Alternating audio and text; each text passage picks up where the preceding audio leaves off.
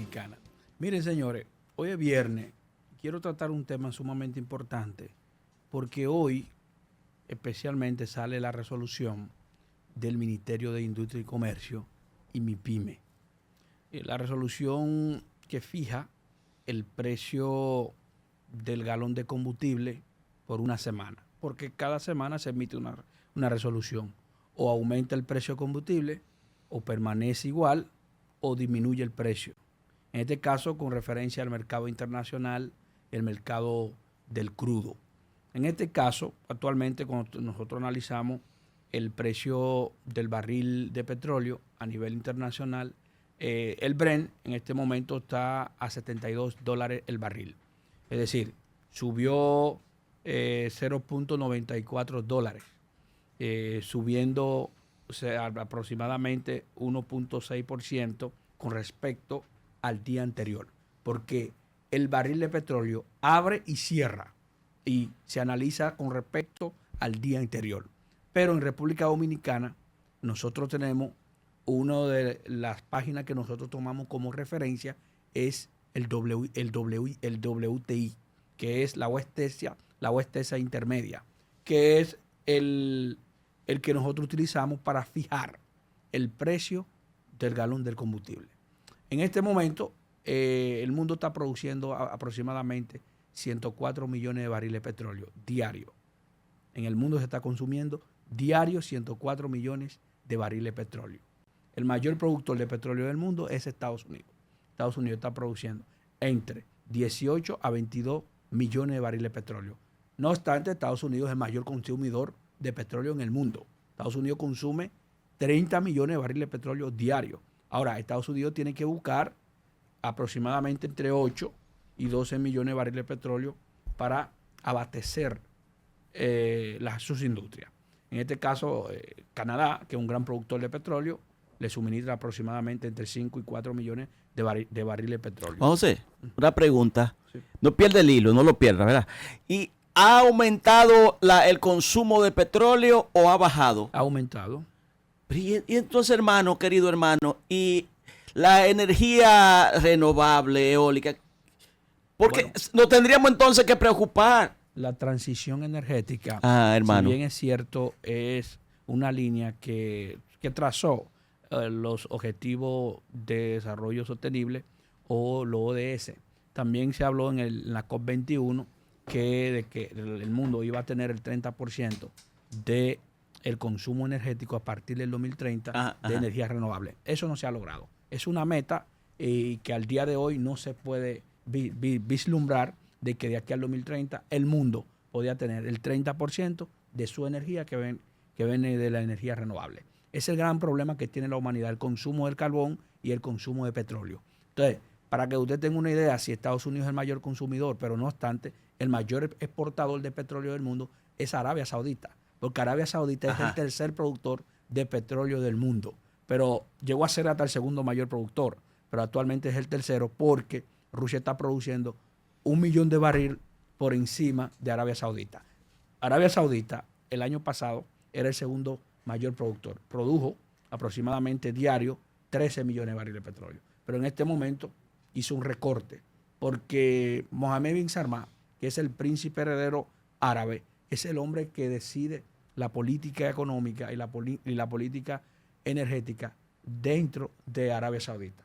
Entonces, ¿qué pasa? Rusia obviamente tiene sanciones. Ahora, Rusia le suministra petróleo a China y también a la India, porque ya Occidente no le está comprando los 5 millones de barriles de petróleo que le compraban a Rusia. Entonces, ¿qué pasa? Rusia está produciendo actualmente 12 millones de barriles de petróleo y Arabia Saudita está produciendo 11 millones de barriles de petróleo. Pero no necesariamente que tú eres el segundo mayor productor, también tú seas el segundo mayor proveedor de petróleo del mundo. No, porque tú tienes un consumo interno.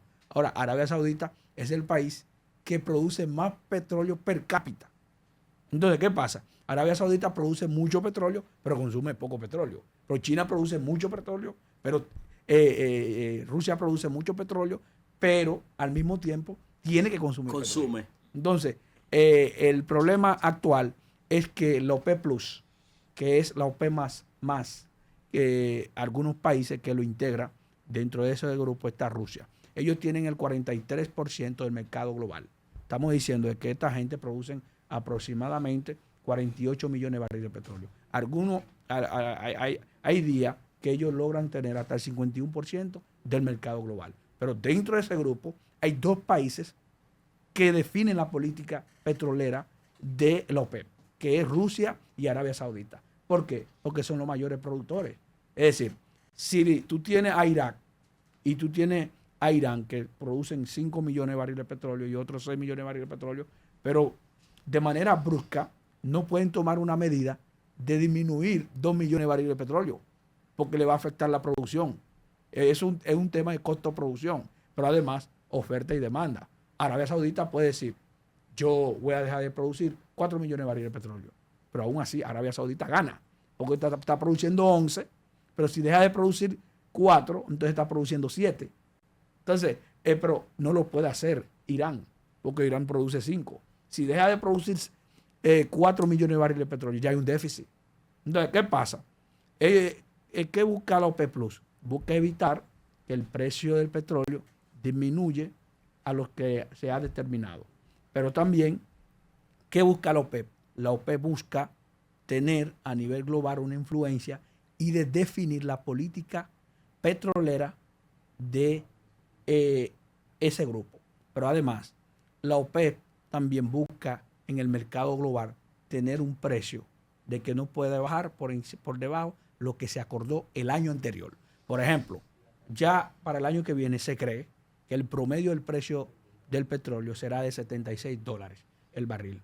Ahora, hay algunos imprevistos que se puede producir a nivel geopolítico y puede cambiar el rumbo del precio del barril de petróleo. Puede aumentar, también puede disminuir. Cuando Rusia hizo la invasión a Ucrania, el precio del petróleo llegó a tener, el barril llegó a costar hasta $133 el barril. Pero en el 2008, cuando se dio la crisis de inmobiliario, el precio del petróleo llegó a costar $140.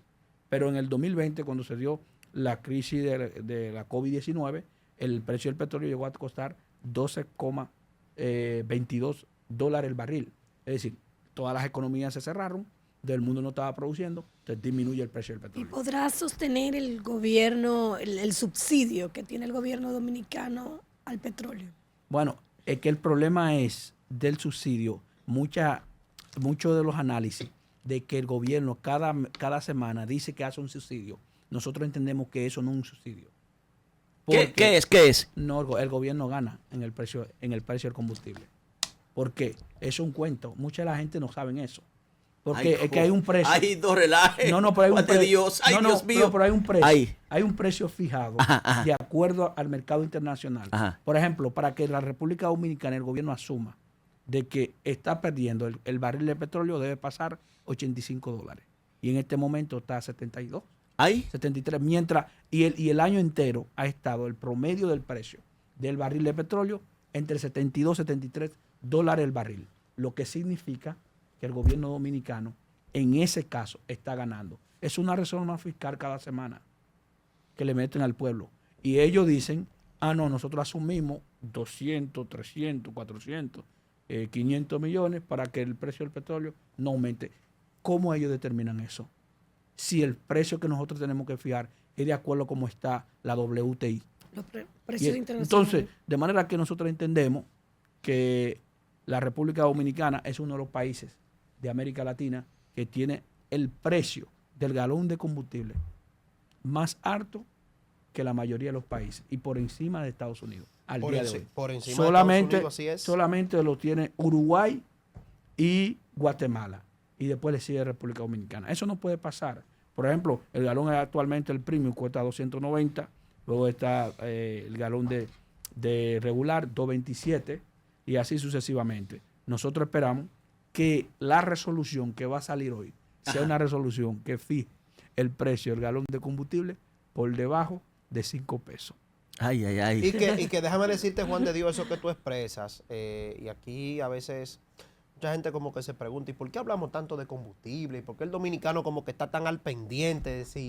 Yo recuerdo que hace mucho tiempo, ya en este gobierno, se acabaron esos temas de uno estar de que viendo con las esperanzas de que si baja, porque uno tiene la costumbre de que todo lo que sube más nunca vuelve a bajar.